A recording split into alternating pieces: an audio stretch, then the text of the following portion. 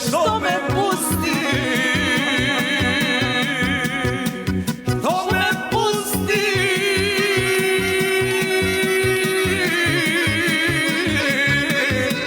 da lutam po svetu.